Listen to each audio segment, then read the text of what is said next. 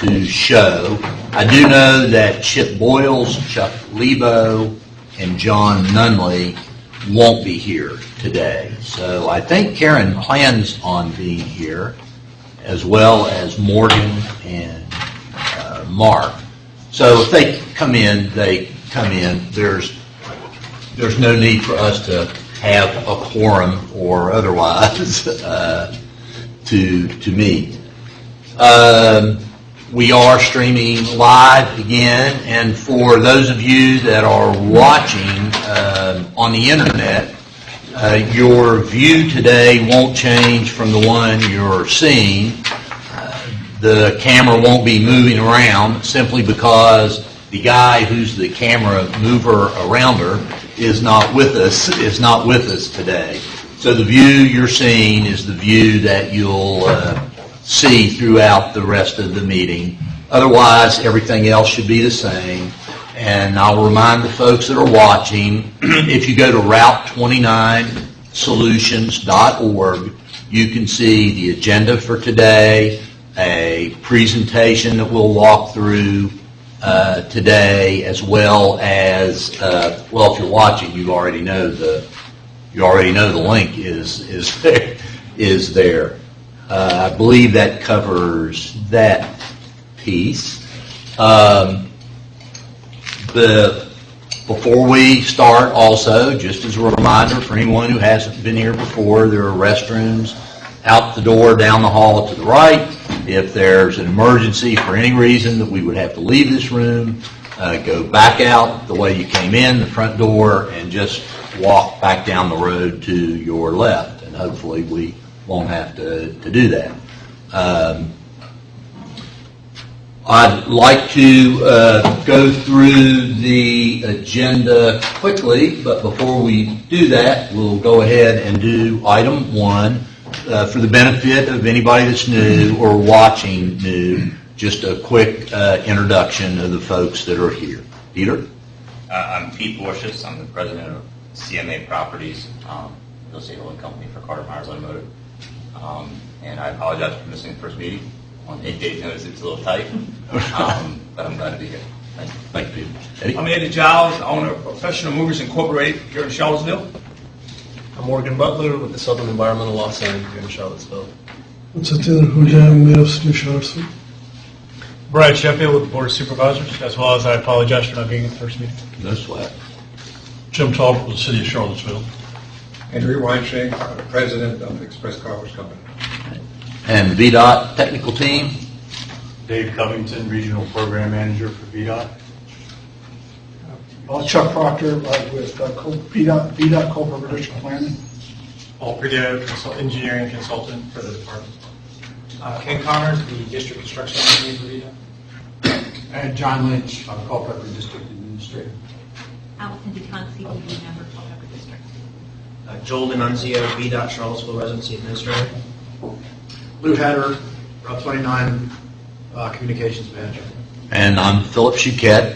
Debbie is here. We are taking notes today. She's not in the room. It's a long story, but I had to bring my mother. We have to go to West Virginia later. My mom's heading up to 97 years old, so she's off in the room down the hall where Debbie is watching the meeting via the live streaming, and we'll take notes so we can produce our minutes. It's kind of bring your mom to work day. So it's a new holiday we're starting.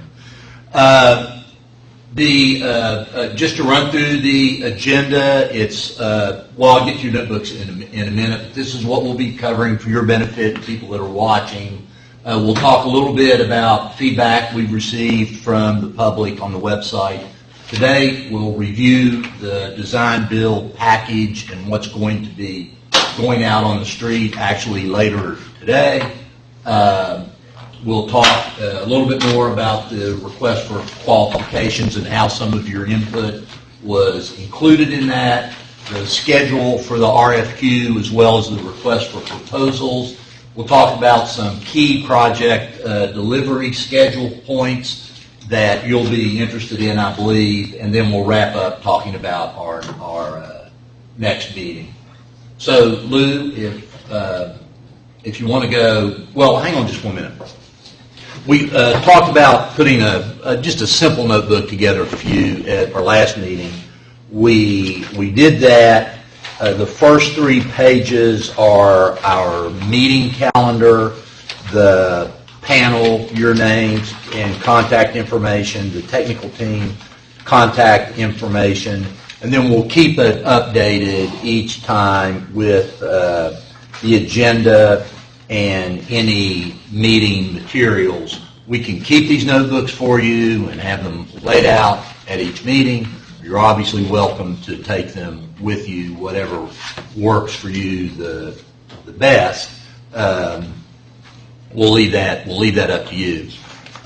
Brad mentioned this morning, and Mark had asked this question earlier about whether or not we are a public body under the open meeting law.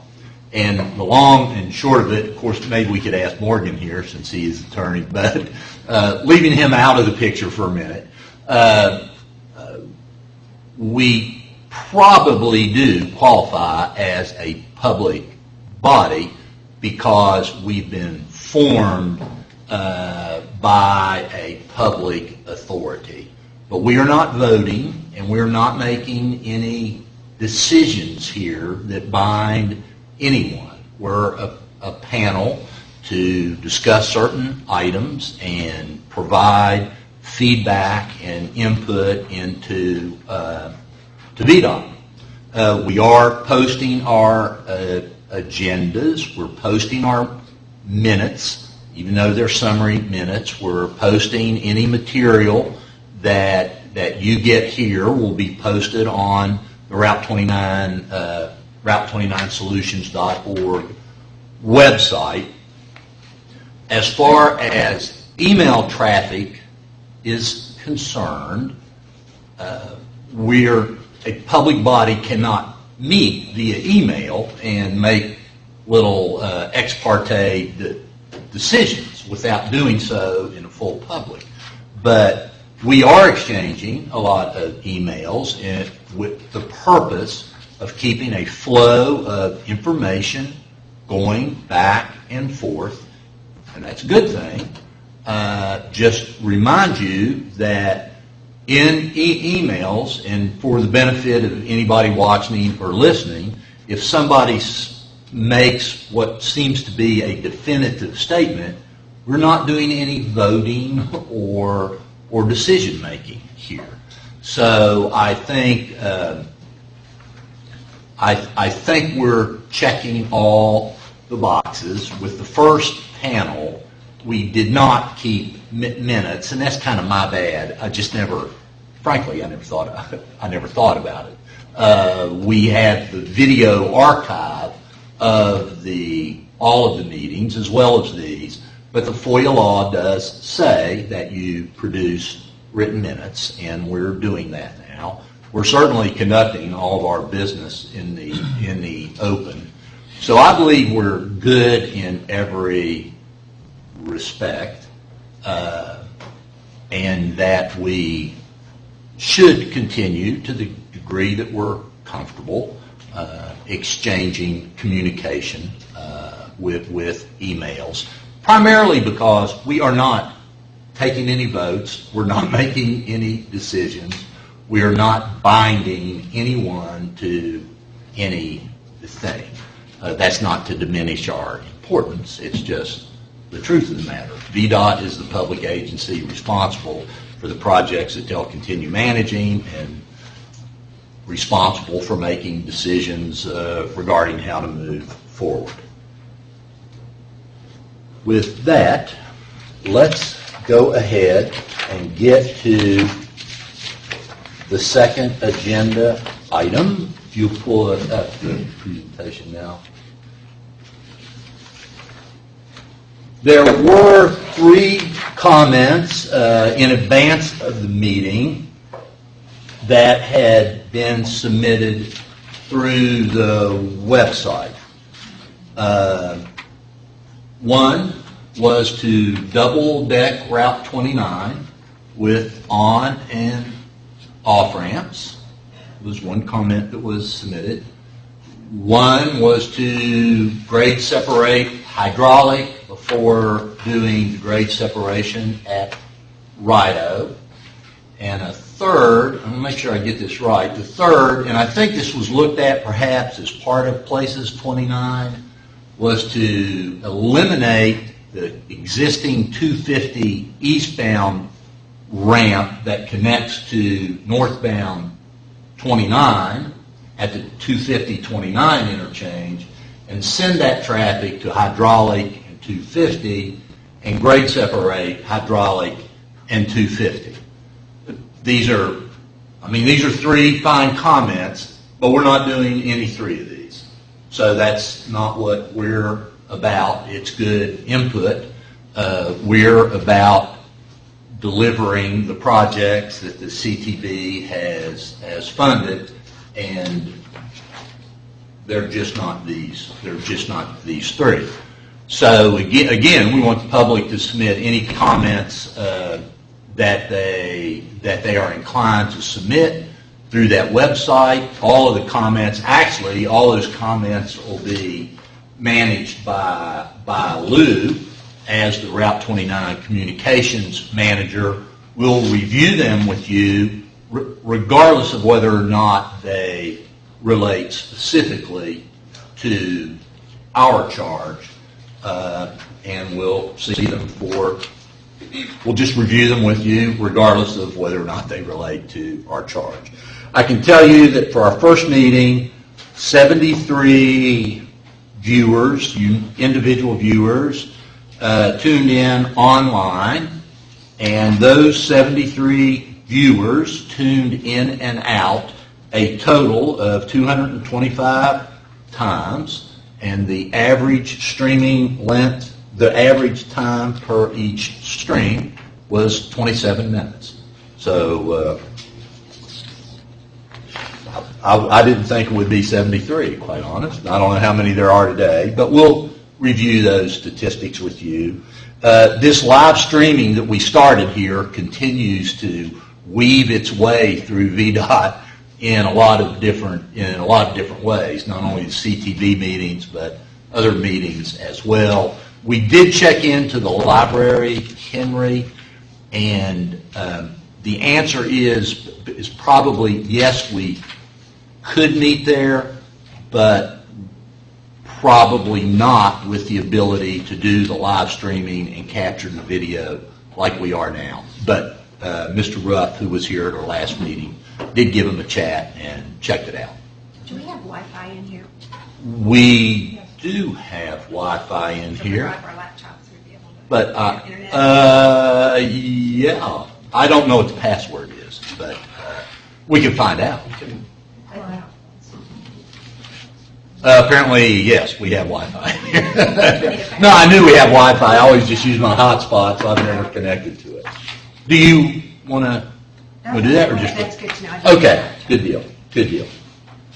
Anything on the public feedback? Well, Getting back to the FOIA thing real quickly. Yeah. Because I didn't quite get it. Is this panel subjected to FOIA or not? So, yes, we are operating as a public body and complying with the Freedom of Information Act. Well, I think the question that probably has risen in somebody's mind, I have resolved it in my own mind, legal or not, is several of us who are on this panel may be meeting, it may be more than two, somehow, in some other function, Right. something totally unrelated. Right. And God forbid, we may briefly talk about something that relates to this. It would be in violation. I concluded since we don't make any decisions, how can we be in violation? Right. But some of us who are sticklers are worried about. Yeah, the FOIA does not prevent two people from being at another Three. two or three, Or four. or pick a number, being together at another gathering. If you were together at another gathering without public notice and you were making decisions, then you would be putting yourself at risk. If you'll recall, Ms. Dittmar was being very careful at the first panel meeting to convene a meeting, which I really thought was pretty cool, to convene a meeting of the Albemarle County Board of Supervisors because there was more supervisors here. So what defines a meeting? A physical presence in one place? Yes. But if no matter how many of you all were to get together at another place outside of one of these meetings, other than talking to each other, you're not making any decisions. I think the purpose of this panel is partially to reach out to your other constituencies and bring thoughts to the table. That in itself requires talking to other people. I know Chip, for the next meeting, is anxious to update us a bit on some of the work the MPO is going to be doing for outreach, which will be a different effort. So I don't think certainly the non-publicly elected people here are in any jeopardy, and I really don't believe the elected people are, because you're here actually as in your roles partially as part of your duty. We're not making any decisions. And I raised I'm sorry. Yeah. No, go ahead. I said I raised the email communication concern with Philip because there's sometimes a tendency to communicate electronically in lieu of communicating during the meetings, and just to make sure we explored that to make sure there was nothing we need to be concerned about. With the emails, the only thing I can think of, the emails that you get from us back and forth, they're become public record. They're available to the public, which means that we should be nice to each other in the emails, right? So that we're not embarrassed if somebody that requests the information as a Freedom of Information Act sees that we were for each other knuckleheads or something. For me, I'm a strong believer in the Freedom of Information Act. I think it is the Freedom of Information Act, not the Fear of Information Act, and that the more we conduct our business in the public eye, the better. The email traffic has been nothing more than opportunities to comment or give some input that were collected, and we're going to review exactly what that input was into VDOT, and the minute that input lands on VDOT's lap, it's clearly public information.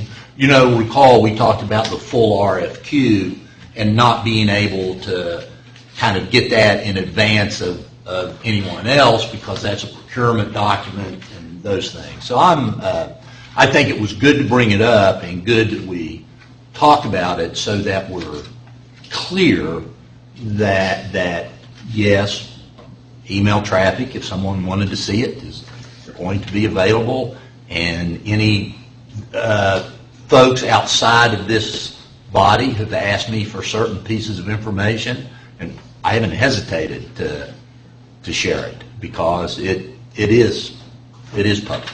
I just have to remind myself to be polite at all. Well, I can't say that every note I've gotten is polite, but not from this body. No. Sorry to jump off topic, but can we touch on something you said about Chip's email regarding the other communication strategy group that's being put together? And then I read also about VDOT and UVA Engineering also putting together some group panel, how these other groups, how we're all working together towards the same thing or not. Here's what I understand. Karen is asking about the information that Chip mentioned in his note that we did all get this morning, and John might be able to fill us in a little bit more in there. But what I understand is that the MPO is working with the county and the city to form a group that would, maybe for lack of a better word, execute certain communications strategies, not just for businesses, but also for neighborhoods and communities that are interested in staying on top of what's going on in as far as the construction of these projects go. The way that would work in my mind is while we may be giving input here into the results we would like to see from different communications strategies, these groups would actually be carrying out some of those strategies. We're not holding neighborhood meetings. They may hold neighborhood meetings. I don't know, John, is that? Yeah, I think the meeting that was held yesterday with the MPO, the city, the county, and VDOT was more in line with providing any support to the advisory panel in terms of as different strategies do come up, that we want to make sure we keep people informed, because that's really been the emphasis of the feedback so far, is we really need to share all the information that we can. That between the city, county, VDOT, and the MPO, it's a good avenue to do that in terms of reaching as many folks as we can. Not only in addition to the local communities, but the traveling public when we get into construction, the tourist bureau. We recently finished the rehabilitating 95 bridges through Richmond, and they had a strong outreach program that we've been asked to model this after, which very aggressive outreach, making sure everybody knew what was going on. So if they chose to use a different route on a particular day, there's a major operation going on, they have that information, they can make that change. So that's our goal, is to do that. We do that on all our major construction projects and programs. It's just a matter of now trying to utilize the resources that we have region-wide to get that information out. And Chip had volunteered to from the MPO standpoint, to try to get a group together that could provide that. I was just trying to understand how this panel has input into understand what the purpose of that is, but into that communication. I know for myself, Sure. Charlottesville Fashion Square is a community within the community. Absolutely. And we have thousands of just employees and shoppers coming. So what kind of input from this panel we would have to the communication strategies? And I was actually going to suggest, to jump to the end of our agenda for a minute, that August the 7th, we tune up Chip and maybe John together and tell us a little bit more about what those plans are so that we do understand it. Because frankly, I probably thought the same thing you did was, well, are we going to have groups working at different purposes, and one saying A, one saying B? And I don't believe that's going to happen, but you have to work together to make sure it doesn't.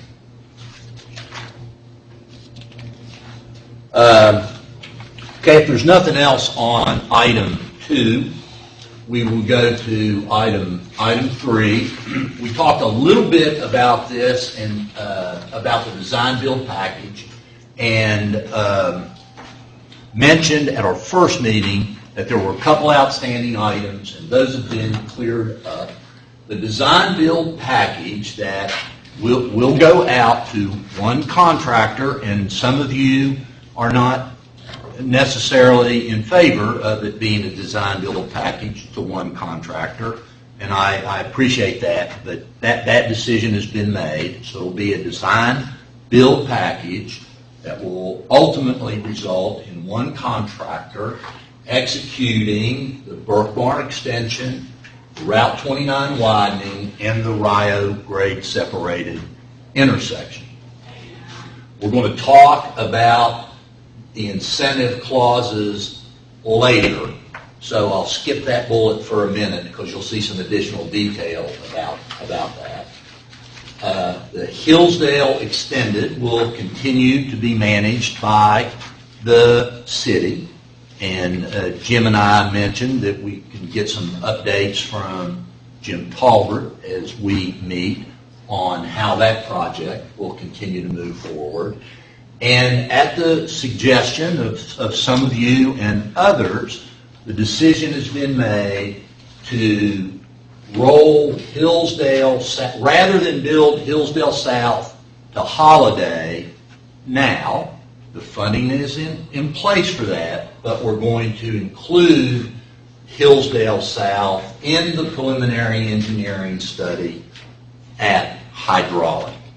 And because remember, one of the solutions, one of the parts of the solution package was to authorize Hydraulic Road for preliminary engineering only. So during that preliminary engineering effort, we'll also look at this Hillsdale South piece and how it might connect to Route 250. And I personally, I think that's a real good move and makes a lot of sense. Because I think that whenever it gets kicked off, the preliminary engineering study at Hydraulic is going to, by necessity, look at 250, 29, and that would be the time to look at this connection, possible connection of that little Hillsdale South piece down to 250 as well. And, I don't know if you want to talk about this, Sudra, but the city expressed a desire yesterday at the MPO meeting to put off any construction design activities for Hillsdale South until Hillsdale Extended was completed. Is that correct? John, can you let me know? I think we said design could be done, not the construction. This does Right. Okay. And that would be the result of doing this. That would be the result of doing this. And that makes a world of sense. Now, I had a question. Is this panel going to have any input on the Hillsdale Drive Extended project, given that it's going to be, it will, Sure. not that I, no. Unless Jim wants to tell us. Residents have some. No. No, yeah. And just to remember, the Best Buy ramp, or the ramp at Best Buy, is going through the design bid build process. I probably should have included that here. But for purposes of what will be in this design build package, it will be those three projects. Is there any other? Will there be opportunities, since this is all lumped together with one contractor and design for the public, to be able to review these designs? Absolutely, and how absolutely. does that And happen? we'll see that down on the agenda item in a bit. But the type of procurement does not overtake any requirements for public involvement or public review. The public will have an opportunity to see designs. We'll have an opportunity to have input into that. Absolutely. Absolutely. Philip, you mentioned the Best Buy project. Could we get an update on the status of that project, either this meeting or an upcoming meeting? I know in the packet that we looked at our last meeting, it was indicated that project is hoped to be done by, I think, July, summer of 2016. But it seems to me, in trying to minimize the construction impacts on the corridor, if we could get that project done, completed, construction vehicles off of the road before we even get into the new suite of projects, it'd be one wise move. So if it's indicated that that may not occur until July of 2016, there may be some simultaneous construction going on. It just seems to me we should do whatever we can to get the Best Buy project done and completed as soon as we can. Are you good with getting an update at the August meeting? Sure. Is that good? Okay, so the August 7th meeting, we'll get an update on Best Buy. And we'll look at that issue. There are some field activities underway. We talked about this just briefly 2 weeks ago. Cultural resource surveys, mostly architectural surveys, to see if there are any buildings that qualify for, that meet the criteria for the National Register of Historic Preservation. Those surveys are wrapping up this week, as are wetland and stream surveys wrapping up this week. A lot of the environmental work is focused at Berkmar because that's, if any project is more greenfield than the others, it's that. It's not ignoring the other projects, but there's been a strong focus of Berkmar. Geotechnical surveys actually were given a notice to proceed yesterday, so you'll start to see some more activity, may see some borings taking place. These are all necessary parts for some of the preliminary work that will be made available to contractors who are pursuing the project. So that'll also be getting underway. And how can we see the results of those surveys before they go to contractors? Is that possible? To see the results Of all of these different field activities? Sure, we can get an update on all of those. Put out publicly, or if it's just internal? We can absolutely review that information. Absolutely. The geotechnical surveys may be a little less exciting than some of the others, but no, There's sure. some people that might be interested. Sure, absolutely. Okay, Lou? Could we go back to the previous Yes. slide? On this slide, I see Hillsdale Extended still part of the design build package, correct? No, the design build package is really there, Okay, okay? Yeah, now I understand it. yeah. So essentially, Hillsdale and the Best Buy ramp are separate contracts. Yes. From the design build. Yes. Initially, it looked like they could be or would be, but Initially, we weren't sure, but this is how it ended up, right? Okay. This note applies to this. So the two lower sentences are separate from these. Are separate, yes. Okay. Yes. Thank you, Henry, for making sure we cleared that up. Okay, Lou, if you can go to right there. I did my best to summarize some of the input that I got from you. What I was able to share with you, if you'll recall, was VDOT's design, alternative project delivery is what it's called. What VDOT prepared for us was a few excerpts out of what would be the RFQ that we could review. And you fed back some comment on that. One was to, you know what, let's just go ahead to the next slide.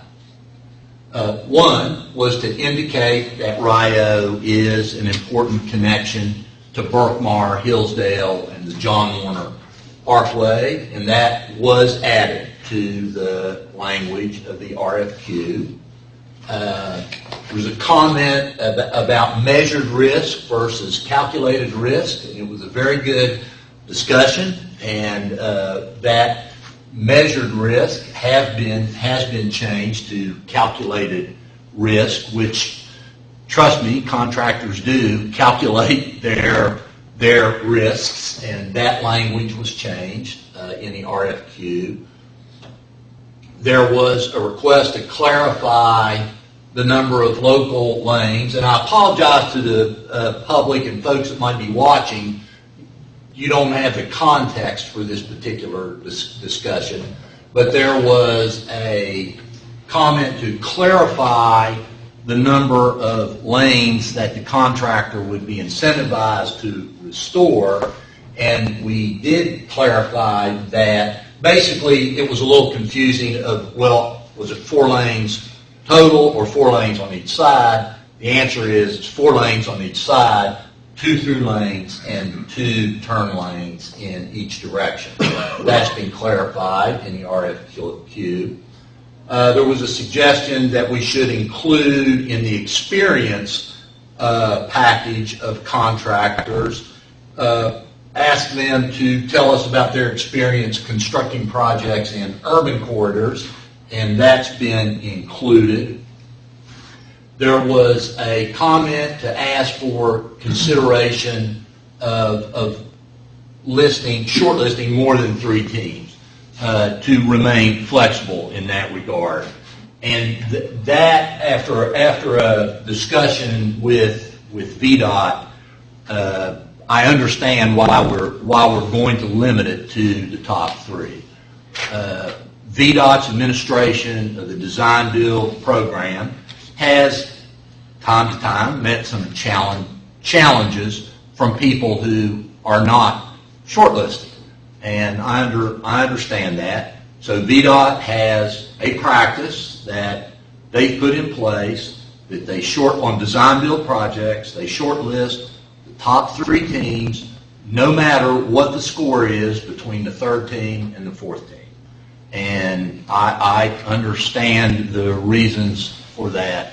So, and in this particular case, I think we get 3 teams, we'll have a good mix of contractors. Excuse me 1 second. In the include experience section there, would it be worthwhile to know, I assume these contractors that end up on the short list will be contractors that have significant experience with VDOT.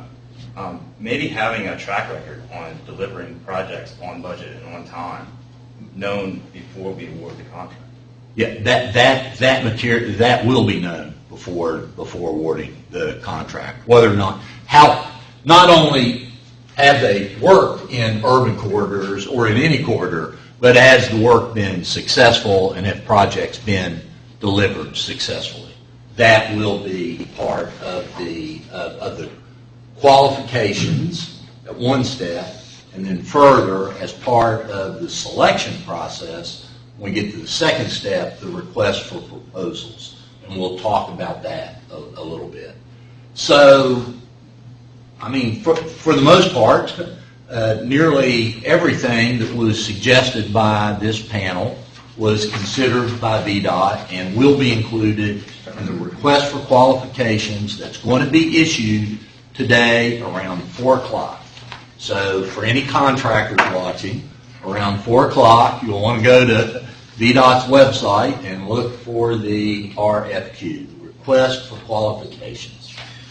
We briefly talked about trying to encourage contractors to utilize as much local vendor resources as possible. And it's kind of hard to require that, except for the DBE and the SWAM component. Right. What can we do to try to make sure that our local contractors are aware of who the big companies are that can go after this, so they can try to solicit to be subcontractors? It's a short time window that we have, and I'd like to make sure we try to use as much local talent as possible.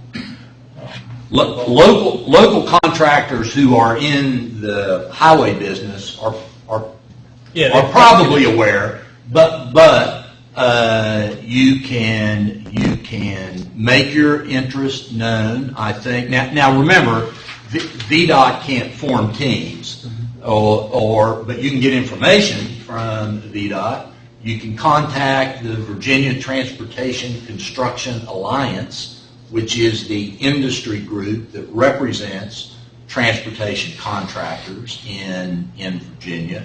The contracting industry has, first of all, contractors like to use local labor if that's the case. I'm not sure of any outside of VTCA. Do they have to formally request the RFQ? Well, you can get the RFQ. You don't have to be pre-qualified to get an RFQ, do you? No. So just anybody can pull it down as soon as it's out. It'll be on the website. As soon as it's out. And now I don't know the exact link these days of where you get that off of. But if you look at VDOT's website, business opportunities, somewhere there, There'll be a request for qualifications. There'll be a request for qualifications. Now, you have to be qualified in the work you're pursuing and be able to meet the qualification requirements of the department, regardless of whether you're a subcontractor or a prime contractor. But I would say that in this particular case, Jeff Southard, who's the executive director of the Virginia Transportation Construction Alliance, is always willing to talk to prospective new members. So if folks are interested, he would be a place to call. But that's for construction activities. There are a lot of ancillary activities that come along with construction as So my main goal is just to make sure our local businesses. yeah, and there will be a goal. There will be a DBE goal.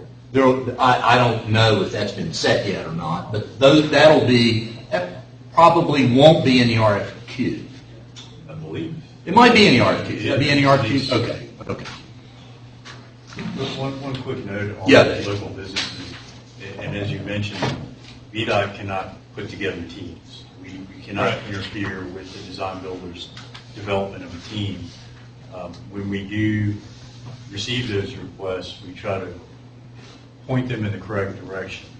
One thing that happened on a recent project here in Charlottesville area is when the contractor won the contract, they held a series of meetings in a local hotel, invited local businesses, material suppliers, even office equipment suppliers, food vendors, everybody to those meetings to, as a meet and greet, get information, know who to talk to in order to set up those services to provide those services. And we can request, but not require, the selected contractor to do the same thing. That's a good point.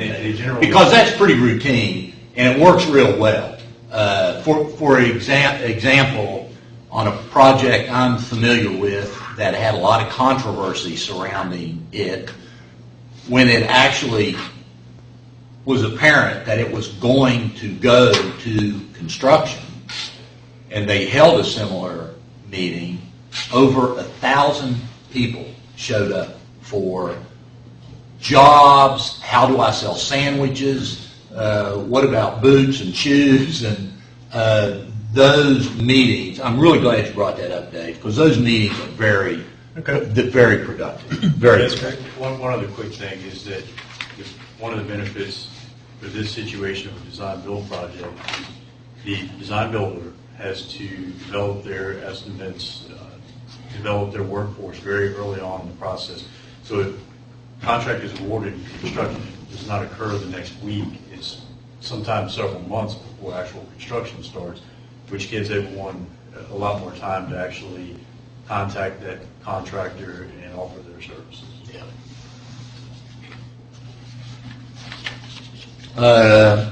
Any more on this point? You'll be looking for a lot of shoppers.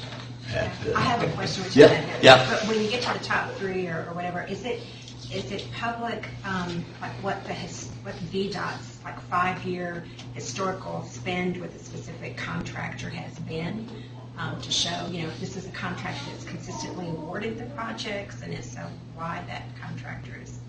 We look at that in our business. So Yeah, we'll act, well, I don't want to say this wrong. Once a contract is awarded, that information becomes public. Once it's awarded. There's certain information that in the procurement process doesn't become public until the contract is awarded. We'll talk about the RFP more, because we're not going to be in the dark through the whole process just waiting for it to pop out. Okay, Lou? The schedule for the RFQ, the request for qualification. It'll be advertised today. I confirmed that a couple times this morning. All the work has been done. It'll be more paper than what you saw in the excerpts, because it's got a lot of important bureaucratic language wrapped around it that needs to be there. Information meetings. Well, a lot of contractors are going to download the RFQ and say, wow, I'm interested, but I want to know more, or I've got questions. VDOT will have an information meeting where the contractors who want to come to that meeting, and they'll ask a lot of questions. They'll say, you're crazy, this can't be done, or suggest you look at this. Whatever they have on their mind will be discussed at this meeting. VDOT will answer questions and digest it. If there's any reason to clarify anything, VDOT will make all the questions that are asked and all the answers to all the questions available to all of the people that download the RFQ, right? Isn't that the way it works, John? So in other words, this is all still the big group. Anybody that has questions, ask a question. Everybody gets to see the question. Everybody gets to see the answer. The submissions, these are actually called statements of qualifications, but the submissions of the contractor teams will be due to VDOT on August the 28th. We'll have a meeting in between here on August the 7th, so we'll be able to hear a little bit about what went on at the information meetings, how many people had the RFQ, was it well attended, is there a lot of interest, that kind of stuff. They'll be due on August the 28th, and between August the 28th and September the 25th, VDOT's going to evaluate and score those requests for qualifications, and on September the 25th, VDOT is going to talk to 3 teams and say, you're the shortlisted teams out of the statement of qualifications. Then let's just roll into the next one, so we'll carry this full thing a minute before we get into questions. The 3 shortlisted teams will receive a request for proposal on October the 2nd. You know, advertise really is not the right word there, because only the 3 shortlisted teams will receive the request for proposal. So now the request for proposal is going to say, you were, Eddie, Jim, and Karen, you're qualified. Now here in detail is what we want you to do. Here is what we're expecting from you. VDOT will hold one-on-one meetings with those 3 teams. Now, different from the information meetings, these are proprietary meetings. So if you're a shortlisted contractor, you can come in and talk with the VDOT team, but VDOT can't give away your information to the other two guys. So these are proprietary meetings. There might be a need to issue some clarifications to the request for proposals, depending on what goes on in those meetings. All of that will take place between October 23rd and November the 20th. On December 4th of this year, the 3 teams will be required to submit their technical proposal. And that's going to talk about how they're going to execute the work. After they submit their technical proposal, in a separate submittal, the same teams will submit their price proposal. So this is how we're going to do what you ask us to do. This is how we're going to do it, and why we're better at it than anybody else. A separate envelope, they're going to say this is how much it's going to cost to do what we told you we're going to do. The technical proposals will be weighted more than the price proposal, which means it might not be the lowest bid. It will be the best value between price and technical scores. And on January the 16th, VDOT would issue a notice of intent to award to one contractor. And the reason it's a notice of intent to award is because VDOT can't award it until the Commonwealth Transportation Board acts, and the schedule is to take it to the Commonwealth Transportation Board on February the 18th of next year. Did I get most of that right then? Yeah, I think we've got a point of clarification. Okay. The price proposals will be weighted more heavily than the technical proposals. Okay. I thought it was 60-40 the other way. That's what I saw. 30-70 is 30-70, is that where we ended up? 30% technical proposal, 70% price. Okay. Thank you. So the price proposal is going to be weighted more heavily than the technical proposal. Okay. All right. Now, through this process, we'll have an opportunity to give some input, just like we did the request for proposals, the request for qualifications. We'll have an opportunity to give input into the request for proposals. We'll see some excerpts from that, like we did the request for qualifications. We'll have an opportunity to give some input. We'll have an opportunity to say, well, what type of material are you going to be giving to the 3 shortlisted teams? What kind of technical material? We'll have an opportunity, well, we're not going to have much of an opportunity to know what goes on at the proprietary meetings because they are proprietary. If there are any addenda issued or any changes, we'll have an opportunity to know what that might be. And then we'll have an opportunity to know what the results of these things are, but not until a contract is awarded will we see the specific information that was submitted by the contractors. Eddie? Got a question or anything? Okay. All right. Henry? Well, I have a question that is the one that concerns me all along, which is, at the latest, at the request for proposals, you have to have a certain amount of preliminary drawings. Yes. And my question is, when are we going to see the preliminary drawings or the first pass of the preliminary drawings? I think we can get an update on that as well. I can tell you that work is underway now on all 3 projects. 3 on Rio, Berkmar, and Route 29 North.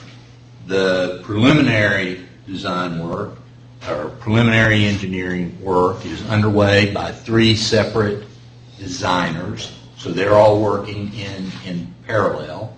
I don't know if you're ready to say today when we might have some preliminary information, or... In preliminary is a word probably we don't want to get into at this point, and the reason is we don't have all the data yet. Survey, geotechnical, that's all being gathered right now. What's being done right now is conceptual plans. And I think possibly by the next meeting we might have some conceptual plans that we can share. As the data comes in, the survey, traffic data, geotechnical analysis, that will be fed to the consultants that are working on these preliminary designs. They will incorporate that, change their designs as needed, and advance them all the way up to the issuance of the RFP. So we will likely see multiple iterations Right. of some of these drawings. Conceptual would be the first pass, and Yes, then sir. preliminary would be the second. I think probably it's more realistic, maybe not the next meeting, but August 28th and September 11th. We've got 3 meetings. After the next one, we'll have 3 meetings before the October 2nd date. And we should probably take a couple of those to get an update, be able to see what we had conceptually, and then maybe some more refined details at a following meeting. So I think that'll work well, Henry. And those 3 designers have been working since before we met the first time. So they're out there doing some work. And Dave did make a good point. They're waiting for some information as well. Yeah, well, I guess there's a fine point between conceptual and preliminary in different organizations. It may be called something else. Right, But, right. Essentially, I'm very anxious to see the conceptual as early as possible, Sure. so that we really get an idea in detail of what's coming of us. Just remember that when we talk about detail for the information that's going to be available for the RFP, it's not finished design like some of us. But we've been through this. Yeah, we've been, just want to be sure we all Not understand. so-called production drawings. Right, right. And we understand that. We want to know what the rebar is going Yeah. to look like. Okay? Yeah, Or we won't what get to how the that. drainage works exactly. But essentially, what we're very interested in is in conceptual, because even the difference Yes. between conceptual and preliminary will probably have a minor impact. It could have an impact. Yeah, The grade yeah, may be absolutely. different than assumed, and by the time you realize that the grade is different, things have moved Right. maybe 50 feet somewhere. Right. But it still gives us an idea, at least what the intent is, and which way we're heading. Yeah. And without it, we don't know where we're heading. Well, let's plan on the first update, first agenda item for that topic for August the 28th. And not that I'm trying to push it off, I'm just concerned that if we plan for it on August the 7th, what we're going to see is not going to be much. Well, and toward the end of August, hopefully we will be moving more from conceptual to preliminary plans as that data starts coming in, and we can make. Well, let's leave it open then, and let's leave it open and see as the information comes in. If we have information that is reviewable, even if we have to put it on the website, somehow we'll figure it out. Let's leave it open. If there's some information available prior to August the 28th for the conceptual nature, let's make it even easier. When there's information available of a conceptual nature that we could review, you and I are talking every day anyway. As soon as it's available to review, we'll figure out how to make that happen and share that That would be information. very helpful. Okay. Before that, it's the fear of the unknown. Oh, absolutely, absolutely. At least let's fear the known and not the unknown. At least you want to know what you're afraid of. Yeah. No, I agree. This, just go back to the other page. This flow from where we've been to get here through this and the next page will be in the next page. We'll be keeping keeping a team of people working at a pretty steady pace. This is a fast clip that on any given day, somebody's first response might be, we can't do it that fast. But they're very focused on it. Nobody's going to be waiting till September the 28th to start working on the RFP. That work can be underway now. VDOT's got a pretty good idea of what they want to see accomplished. So there's a lot of parallel activities going on by a defined team of folks who are focused very squarely on delivering these projects. And I don't expect we'll see any of these dates move to the right much, if at all. Right, John? That's right. That's right. Okay. And we do, if you look at our calendar, you can kind of see some of these days fall coincidentally on the same day we're having meetings. But you can kind of see where we are in this process and think ahead toward what input we want to be giving to these particular items. So that's a rundown on the request for qualifications process, which officially will kick off in about an hour, and on through the request for proposals. Okay? This you may have more interest in. Agenda item 6, which is the project, some key milestones for project delivery. Now we've picked a contractor, and you're going to know who it is. I'm sure their face is going to be in this room. What are they going to be trying to do? They're going to be trying to do a great job because they know that a bright light is going to be shining on them. They're going to be trying to make money, which I think is a good thing in the United States of America. There's nothing wrong with that. And they're going to be chasing some incentives. And the best thing that could happen would be that they earn every dollar of incentive that's offered. Now, we can't talk today about the dollar value of the incentives, but we can talk about what the incentives are.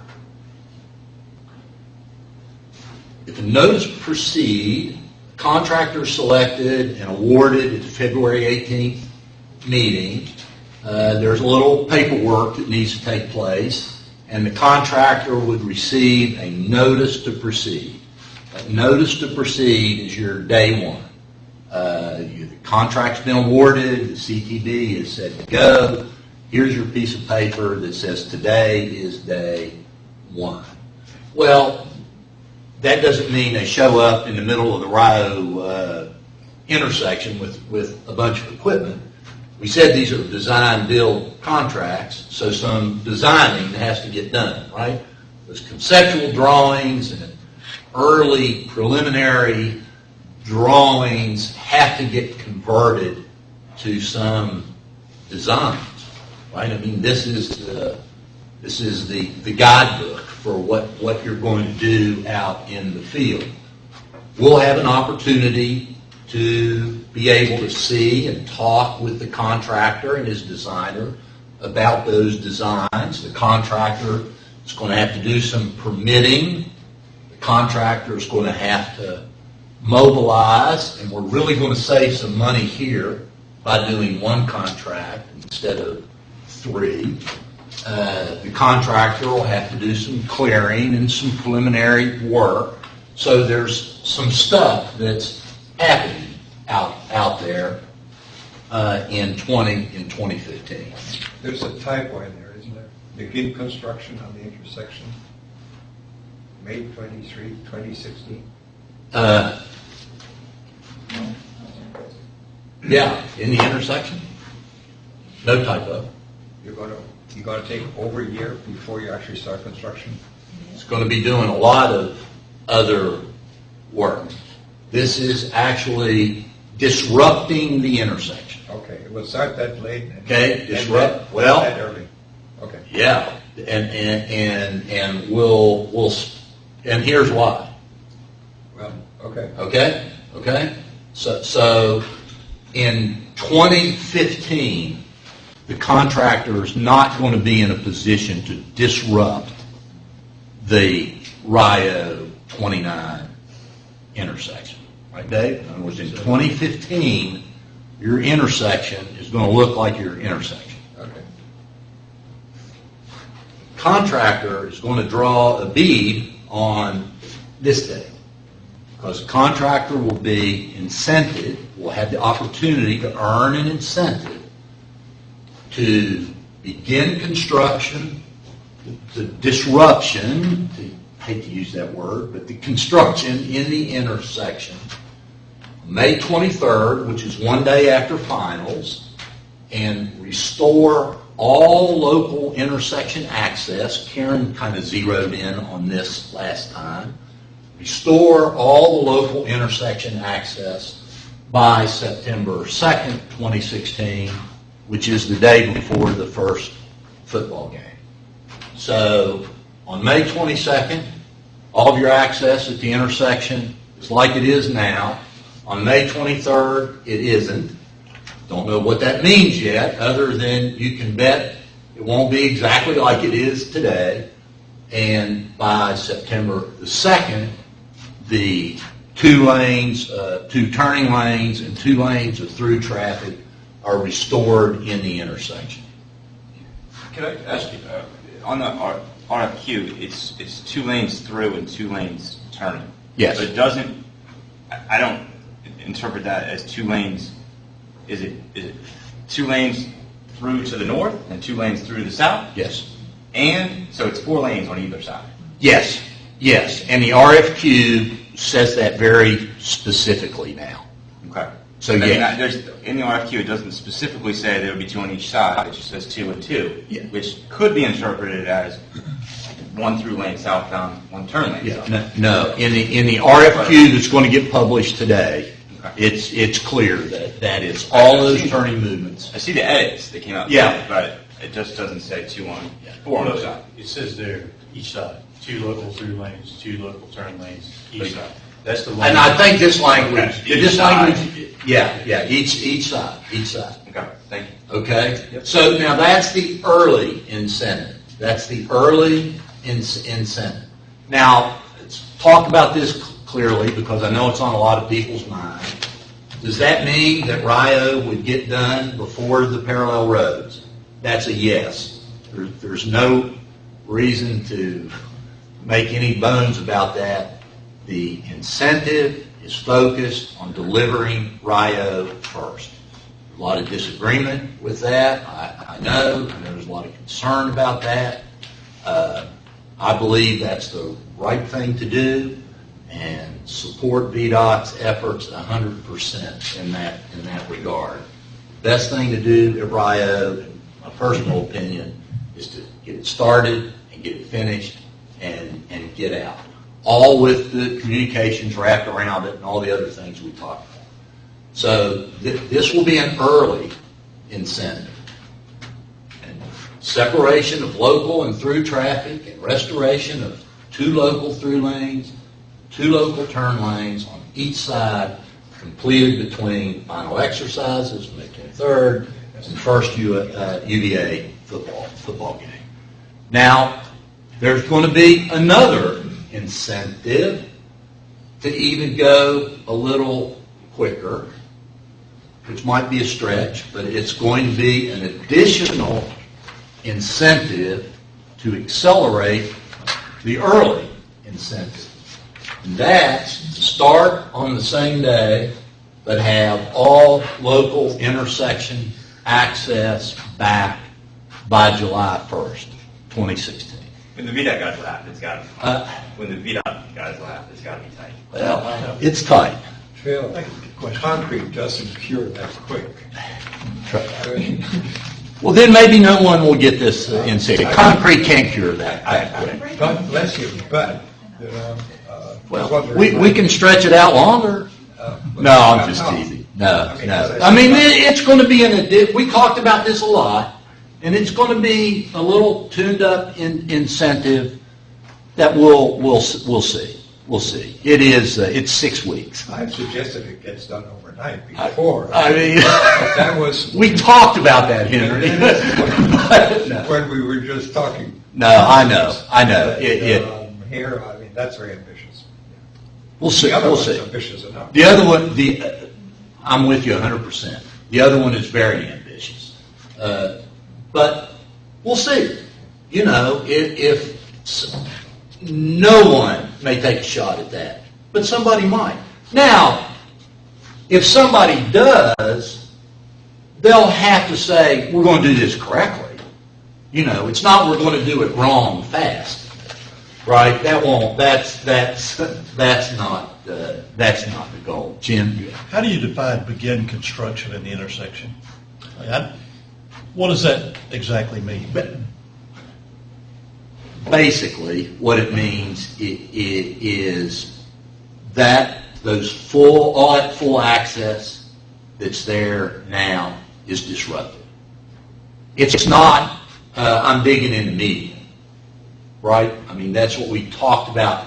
What we talked about here in the RFP, we have to make very clear is that you have now disrupted the access through that intersection that's there today. One of the lanes dropped off, whatever that might be. As I understand, there's unbelievable amount of utilities in that area. Our experience with the 250 interchange is we'd have had that done in 6 weeks if we hadn't had to deal with all the utilities. Sure. I just want to know, does it mean that you won't be doing utility relocation? You won't be doing anything in that area? No. Work may be underway outside. Work might be underway on the Rio Grade separated intersection project limits. That does not disrupt it will be underway before this day outside of the intersection itself. But in terms of disrupting the intersection or the flow of local traffic through that intersection, that can't begin before May the 23rd. And to take that further, define intersection. Is that how many feet out of a radius? So it may only be so many feet out from the radius is completed, but then up and down 29, what else is still going on? Up and down. Does that make sense? It's like you've got an intersection. So how far out from that radius is intersection defined as being disrupted?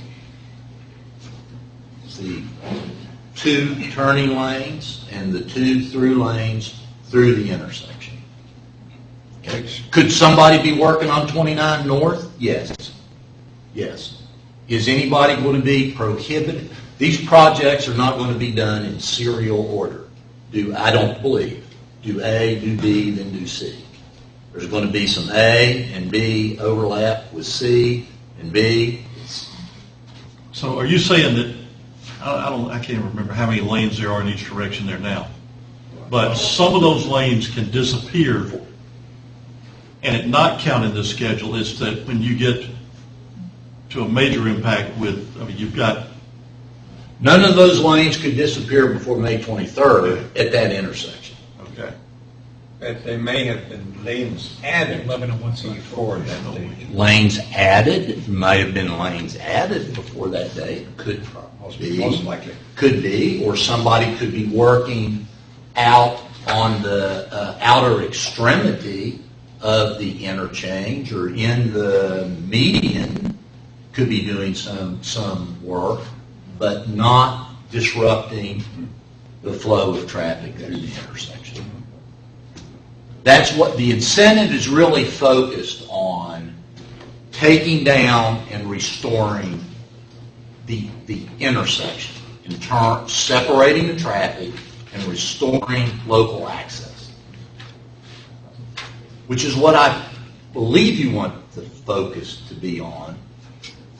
I know you would prefer it never change, ideally, but there's going to be some periods of time when access would be limited, but those periods of time will be limited between finals and first football game. No, the idea is fast tracking, and that's all. Yes. Fast tracking, but within a certain period, Right. but also confined space. Exactly. No, that's Yeah. fast tracking. Yes. It's compressed to Right. the minimum. Right. So there's a lot of prior planning. And, Yeah, it's like, absolutely. It's like D-Day, essentially. Absolutely.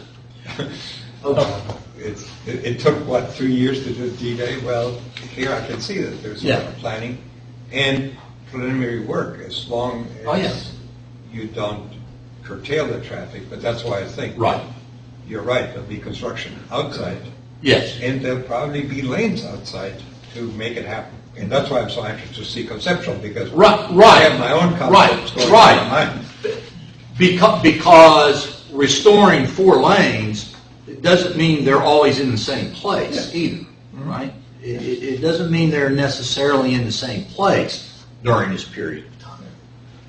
Yep. Jumping back to design, since it's already kind of conceptually on its way now, how can we start to kind of give some input on some significant aspects of the design. Give you an Yeah, give me example one is example. at the Rio intersection. I firmly believe that a really beneficial design would be a no signalized right turn off of heading on Rio West to US 29 North. To keep that traffic flowing like that would incentivize that more use of that intersection.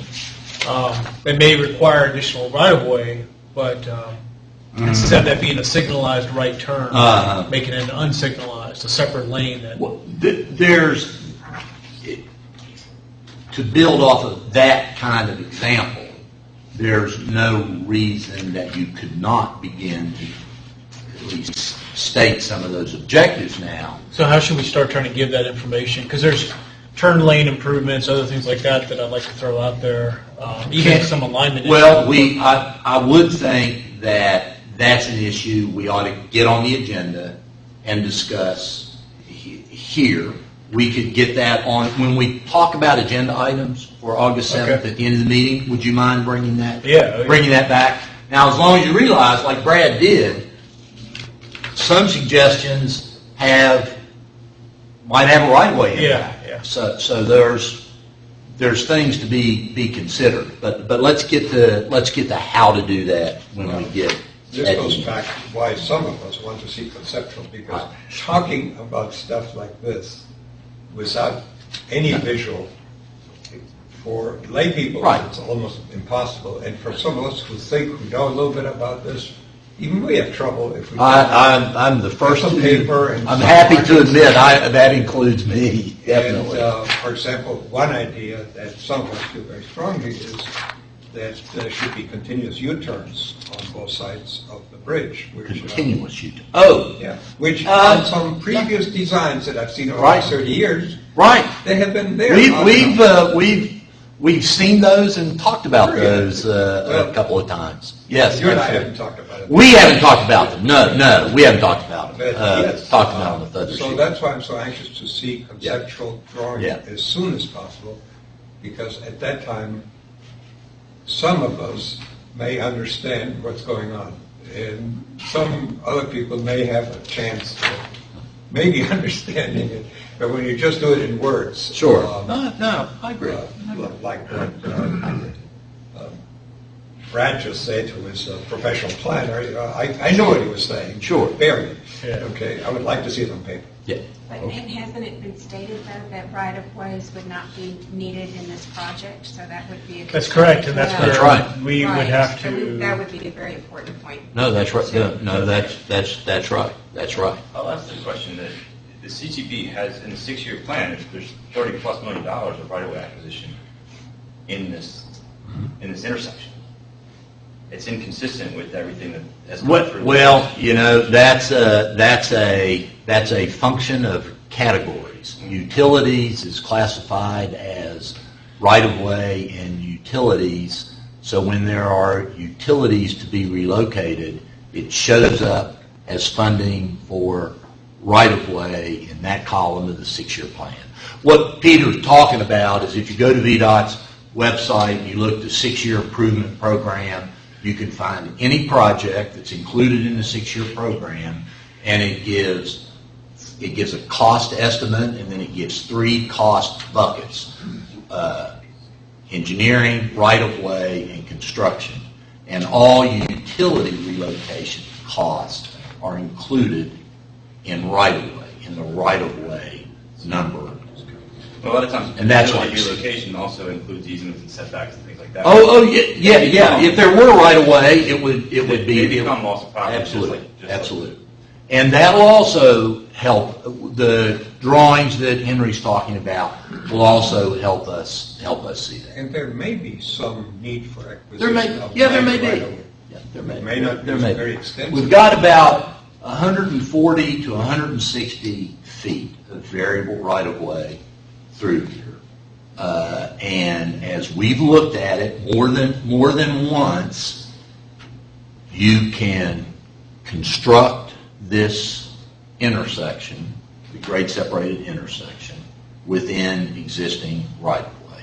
It's not to say you might not need a temporary easement that you can construct it within existing Well, right of way. that's where the rub is going to be. To maintain traffic, something is going to be needed. And if you have a master plan for how eventually you're going to have the functional equivalent of the bypass, you may see that those lanes that you may think are temporary should be permanent. Let's leave that as your comment. Okay. But Karen is exactly right, and so is Brad. As input comes into design, you need to see, well, what's the feature and what's the effect? And some features have effects that you may support. Some features may have effects that you don't. That's the accelerated early incentive. Okay, Lou, please. All right, okay. Let's just forget the bottom for a moment. The no incentive, no excuse date for RIO is 1 year later. In other words, if you don't think you can do it, and you don't want to go for the incentive, then the intersection, the disruption and the restoration of traffic gets done a year later because you're still restricted to between finals and the first football game. So if you're not going to do it in 2016, then you're not going to be doing it in September, October, and November of 2016. You're going to be doing it in 2017 as far as the disruption of traffic through the intersection. So that's the deal for RIO. For Berkmar, there will be a smidge of an incentive for 2017, which would say, in addition to RIO, have Berkmar and Route 29 widening done by September 1, 2017. The no excuses deadline to complete Berkmar, Route 29 widening, and any other associated work on RIO outside of the intersection itself is October 30th, 2017. So October 30th, 2017, if you're not done with everything, instead of getting incentives, you're now being assessed damages. So that is the full schedule for the design build packages, including the early incentive for RIO, the accelerated early incentive for RIO, the no incentive, no excuse for RIO, and the 2017 incentive focused on primarily Berkmar and 29 widening. So there's three categories of incentives that will be built into this contract. Personally, I'm really interested in seeing how teams form for this project, because I think there are going to be some folks telling VDOT, you're crazy, you can't do this. And speaking personally, I think they should all be invited to leave. And the ones that are really going to be of interest are going to be the ones that say, I think I know how I can make this happen and do it well and do it correctly, and here's how I've done it before. So it's going to be an interesting couple of months as we go through this qualification and shortlisting process. That's a lot to cover on those slides. You have the material in your book. This material is available on the website. If you have questions about it as you let it sink in, feel free to give me a shout. and we can talk through it more. But these incentives will be in the RFQ that comes out for today. Not the dollar value. This is going to be a pretty interesting target for somebody to shoot at. Enough that I frankly wouldn't mind being one of the contractors, but that's not going to be possible.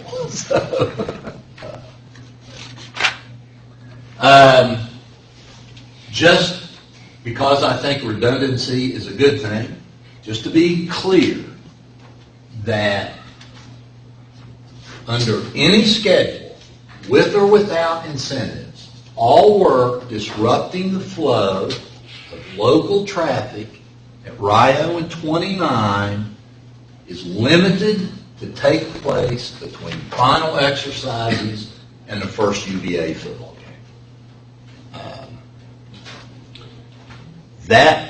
That is a pretty serious restriction.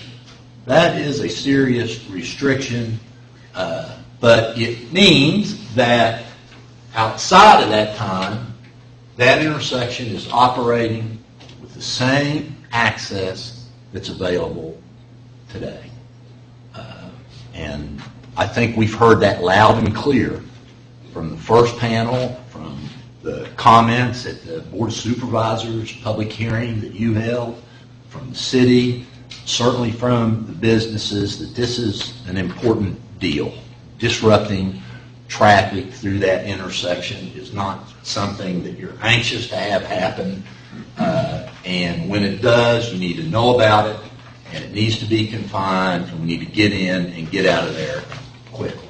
Does that mean, excuse me for interrupting, does that mean that if they don't finish, they break ground the day after graduation, they're rolling and then they hit problems, and then they're still middle construction, and then the first football game comes back? What do we do? Yeah, here's what not predicting what that exact situation might be, and not prejudging what VDOT might do. But if somebody goes for it and it becomes obvious that they're not going to make it, my guess is that VDOT is going to be saying, we need a plan for you to get out of here because you're not going to make it. So we need a plan that restores access and gets you out of here. Because come September 3rd of 2016 or September 2nd of 2017, you're not going to be here. So the project would sit for 7 or 8 months? Well, the intersection would have to be restored, and then work is waiting. You're off to the next year in that particular, as far as disrupting traffic through there. Again, not prejudging what VDOT might do and not asking VDOT to speculate at the moment on what might happen. I think somebody's going to have a real solid plan of their means and methods and how they're going to do it. I don't think this is going to be a situation where, gee, you told me you could do it. Man, I'll be out there on September the 2nd to see how you did. There's going to be a lot of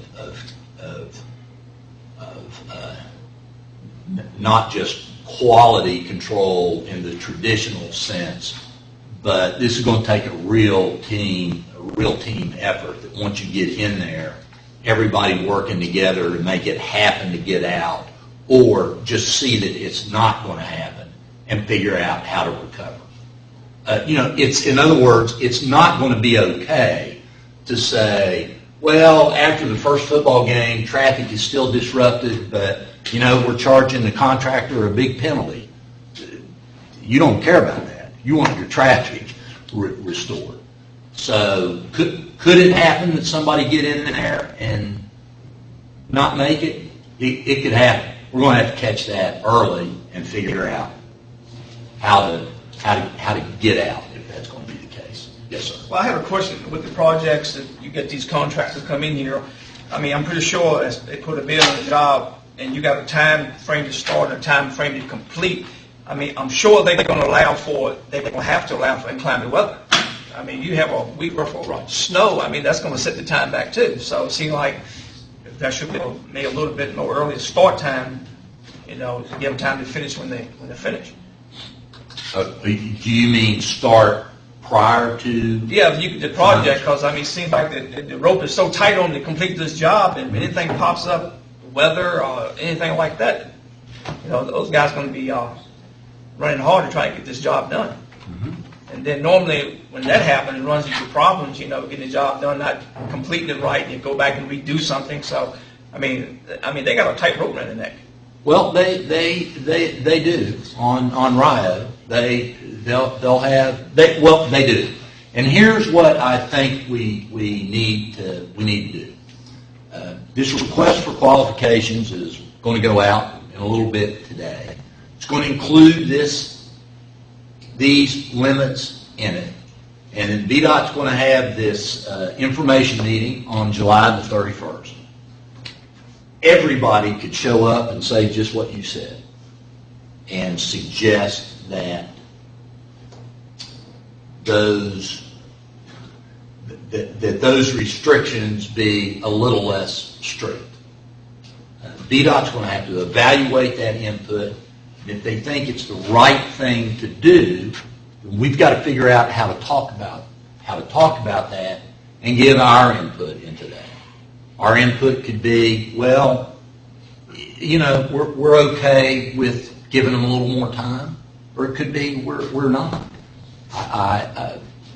You know, what's going to hit the street today, is that, and let's see what feedback VDOT gives. As far as the contractors, how far are you all reaching out? I mean, what radius?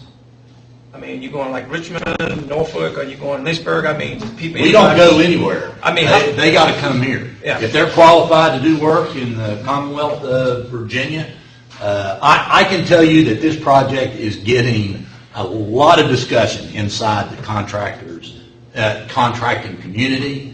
That the industry that we talked about earlier, Virginia Transportation Construction Alliance, that represents contractors in Virginia, is spreading this information out as fast as they can get it. The contractors are coming in and talking to VDOT, but I think we'll see in-state contractors, out-of-state contractors, Hampton Roads contractors, Northern Virginia Grundy contractors showing not to leave out the local contractors, okay?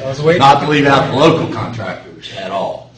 But we don't reach out. They reach it. We make the information available, and they pass it through their network, several different networks that advertises the availability of contracts. Then it's, if you're qualified to do work, you can have a go at it.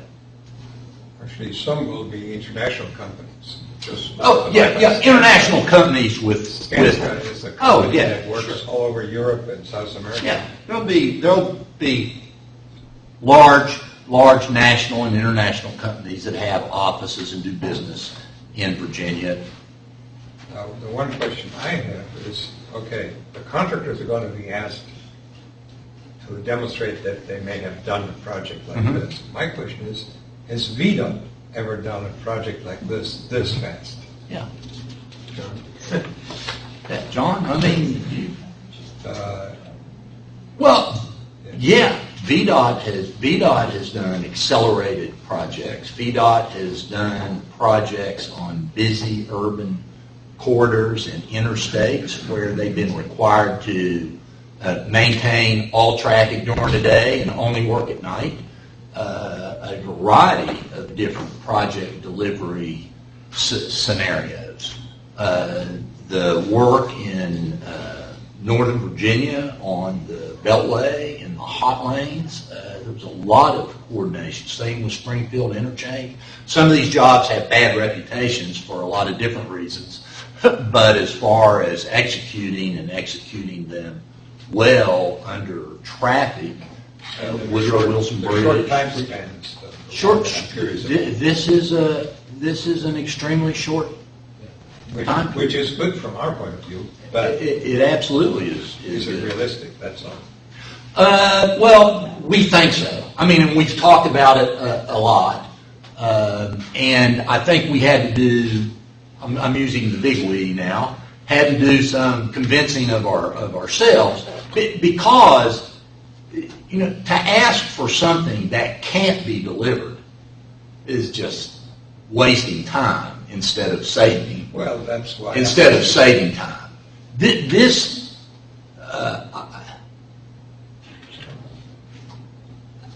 I, as close as I can say no, because you can't really know something until it's occurred. I think this is doable. Easily doable? No. Heavy lift? Absolutely. But very doable within the restrictions that we set. You think similar projects have been done in somewhat similar timeframes? Yes. Yes.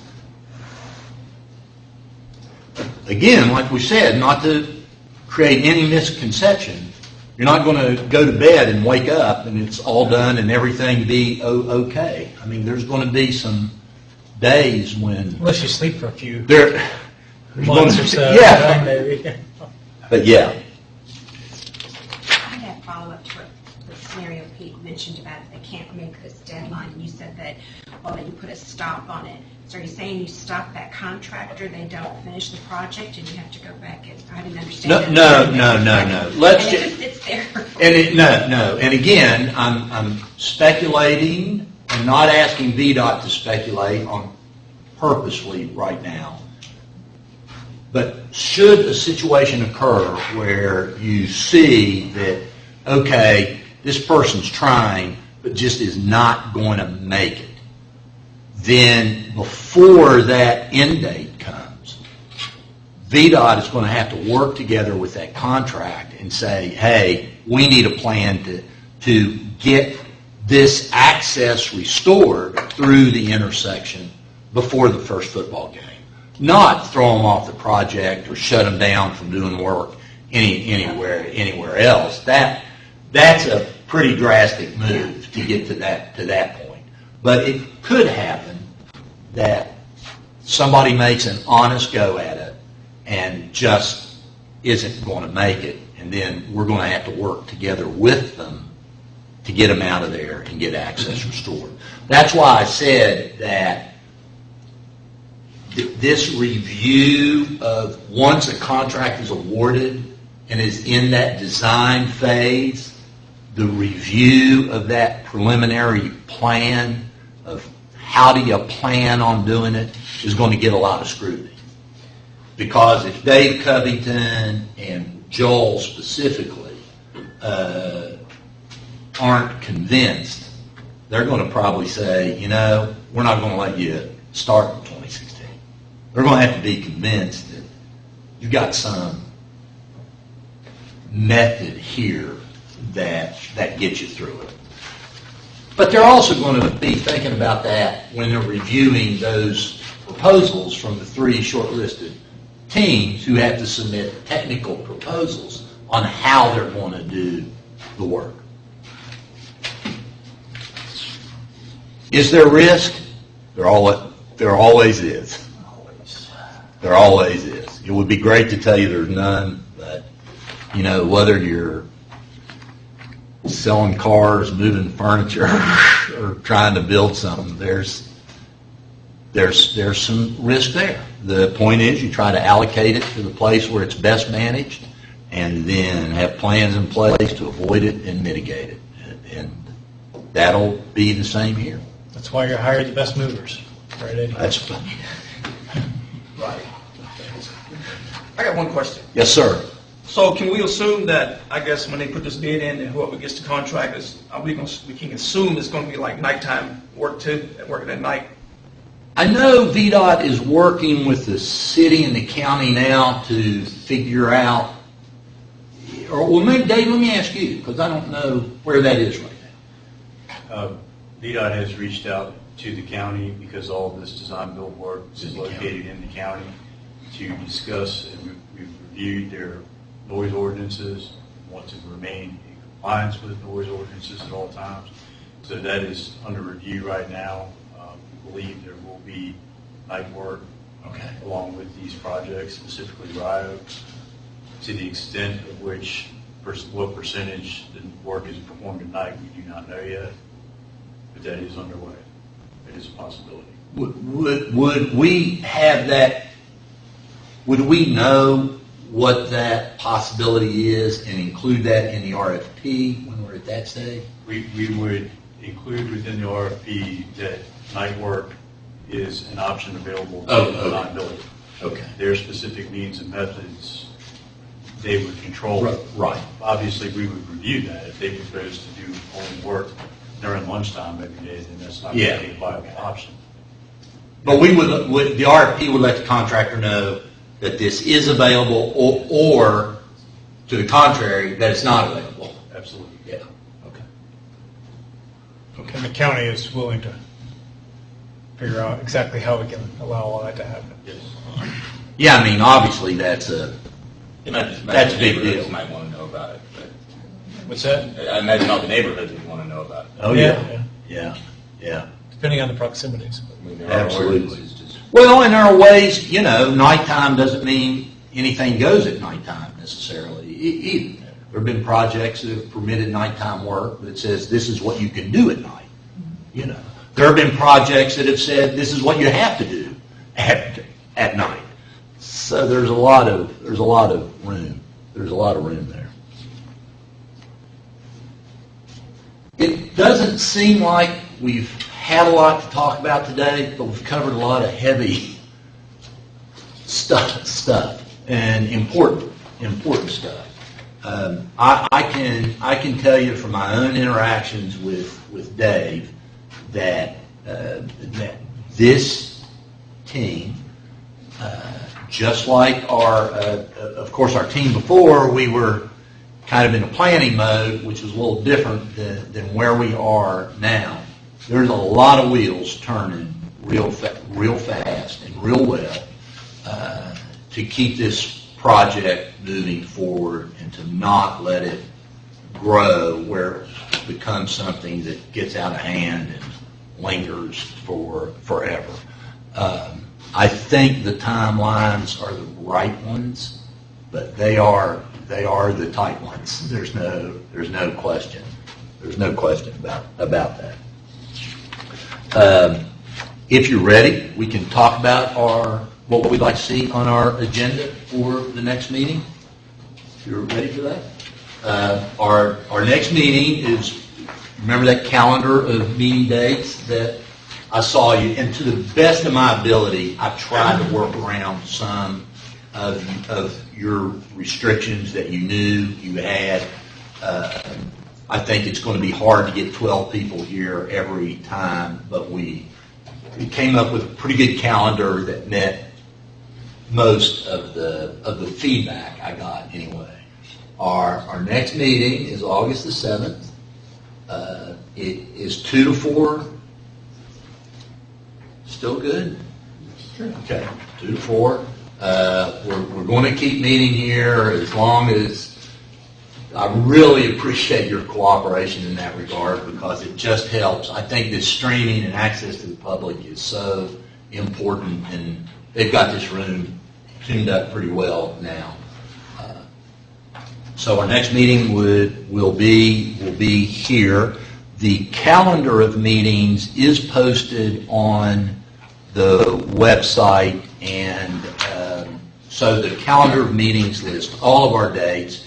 Anybody that's looking for that, if you're watching and you read what's on route29solutions.org, you'll see a reference to the meeting schedule or meeting calendar, and it's a hyperlink to all of the dates. So if you're watching out there and you want to get the meetings on your calendar, the calendar of meetings is through the end of the year. Is posted and available. Not agenda, because we'll be doing agendas as each meeting comes up. We talked about a couple of things for August the 7th. I think we do want to get this communications planning on our agenda for August the 7th, and if it's okay with you all, I'll communicate with Chip a little bit more about that, and then maybe Chip or John, maybe you and Chip can give us a little update, or Dave, from the VDOT side and from what the MPO is pulling together with the county and the city. I certainly think we'd want to get a report from the info meeting. You know, how many contractors pulled down the RFQ? What kind of general feedback did you get?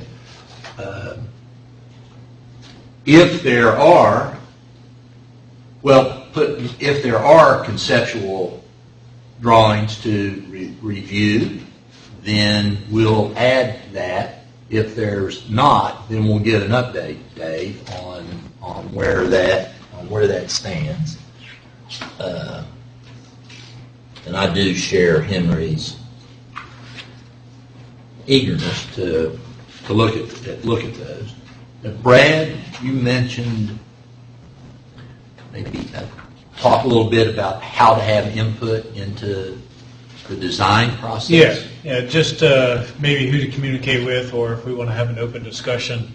I would imagine it might be useful to kind of pull together the ideas instead of just a free-for-all during a meeting, just to be able to give time for people to think about them. Sure. And then if staff can't understand them, then none of us will surely understand them. So, well, I think it is going to be important to just that we have a common understanding that as ideas are floated, these concept drawings that Henry's been talking about sort of form the baseline that you can compare things against. In other words, if we have an idea or a suggestion, how does that affect the concept, and how does that roll through the engineering process, and does it mean need more right-of-way or not? If you add a continuous U-turn, how's that reflected in the budget or the footprint of the project? Those types of. And I would also say the other ideas I have are also extending some of the scope of the project. So probably turn lane improvements that turn on to 29, things like that we may see as residents, that the improvement of, let's say, the widening of 29, we may need to see that as an opportunity to improve Polo Grounds Road's access at the same time. That's right adjacent to that project. Or Brookmar Drive from Rio to 29 is going to be a cut through to 29.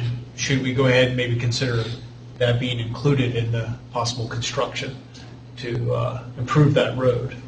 Things like that, just throwing out those ideas that I think relate to the projects or adjacent to the projects, but may not have been considered in the full scope. Okay. All right. I think Morgan also mentioned getting an update on the Best Buy ramp and the timing on that. Sure did. I think that's an important piece. And Thank maybe you. an update on that and the Hillsdale piece, because if those are full on under construction during this tight time frame, I'll just, I guess, walk to work. And Jim, you do an update on Hillsdale at the next meeting? I think the traffic light I hope I can. synchronization would be helpful too, because that was lumped with the Best Buy ramp as summer of 2016 date, just to get some further information on The when signals? that's Okay. projected for that date. Well, we'll include we'll include a projects update on every agenda. Actually, yeah, we'll do that. Phil, going to Brad's point, there was one, I know the idea is we'll get into some of these specifics as an agenda item, but I assume this is on VDOT's radar screen with the 29 widening project, but there's been the roller coaster issue as you come down and approach Ashwood Boulevard, the sort of hills there, and I'm hopeful that would also be addressed as part of the scope for that particular project. I know in prior discussions about that project that was included, and I'm hoping that will continue to be the case as we move forward. You know, we had committed to addressing that with the termination of the bypass, so I don't think that will change.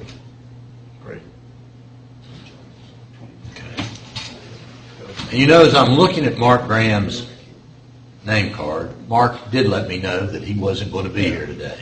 So, Mark, wherever you are, I apologize for not saying that earlier, because he let me know actually at the last meeting that he wasn't going to be here. You can tell him I remembered that, Brad. Karen, yes, ma'am. Would it be possible to add to that agenda also to see if we could get a definitive response for this group regarding the requirements of House Bill 2 for this project, since the CTB, I think, meeting last week, they said that regardless if funding had been started, if it was still in design preliminary, that it would fall under House Bill 2. That's something we get a definitive answer on. We can, but the answer is these don't. I'm sorry? Our projects don't, these projects do not fall under House Bill 2. But why is that? If the CTV said that it would be fall under that. I'm just repeating what I heard from the secretary. These projects are not House, these projects are not House Bill 2 projects. And why is that? I'm sorry. They'll be underway. They'll be underway. Underway. But they're still in this preliminary design and They construction. no, they will be under a construction contract. At what was the date again that qualifies that? February 15, isn't it? When did the design start on this?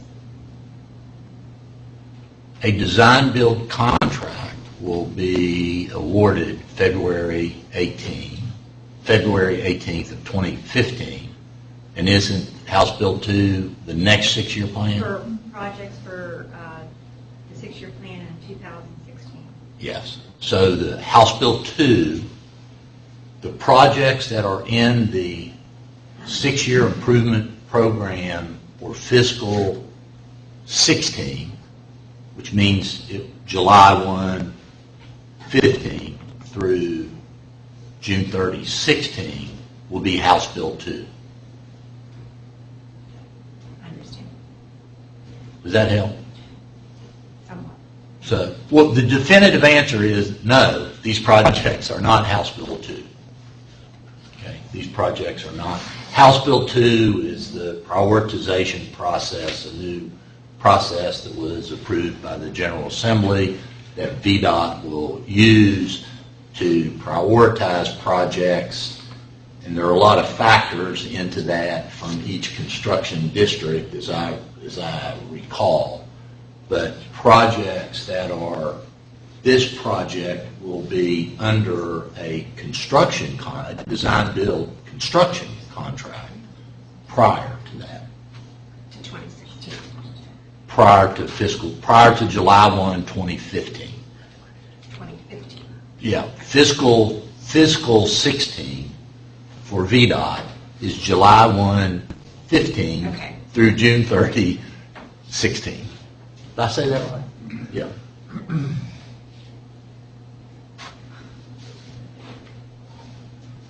Are you good on that? Yeah. Yeah, okay. It is I don't understand all the nuances I haven't tried to remember all the nuances of House Bill 2, but these projects are outside of it.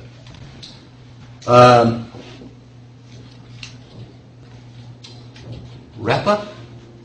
Mayor? You're doing a good job. Well, thank you very much. Morgan? Helpful discussion today. Okay. Eddie? Thank you, sir. Nothing, thanks. Okay. Henry? Well, interesting, good recap of the bidding and contracting process, which is essentially pretty much standard worldwide. But I'm still looking for conceptual drawings because until I see those, I really don't know what we're doing. So I'd like to see them. See, we have them. We just don't want you to I see know them. you do. No. I'm sure It's you just a joke. I'm sure you have. No. You had all those people working for so many weeks. They must have produced something. I know they do. Oh, I'm sure they're producing stuff, but they're also waiting on material from these field surveys as well. Okay, I've made my point. Okay. Karen? Thank you. Jim? Thank you. Brad? I'm just eager to next week's or the next meeting's discussion about the community input. We talked about the schedule for procurement. I'd love to see us put a schedule together for community engagement outreach, and I know that'll fall more on the MPO side, but it'd be great if we've got to make sure it's connected. I and this agree group, completely. the concerns about how do we influence that? I think this group should set some expectations of how we're reaching out to stakeholders in the public. I agree. I think setting a schedule should be one of those, is getting it far in advance. Okay. Dave? Just a little bit of information about that effort is the discussion was geared toward how did the two groups work together, or how does that group bring back information to this group to help steer the project development. Because that's kind of the tentacles going out into the community, gathering information, bringing it back to this group so that Chip can act as a liaison between the two groups. So the discussion was to have a regular update of information gathered or work done in that group.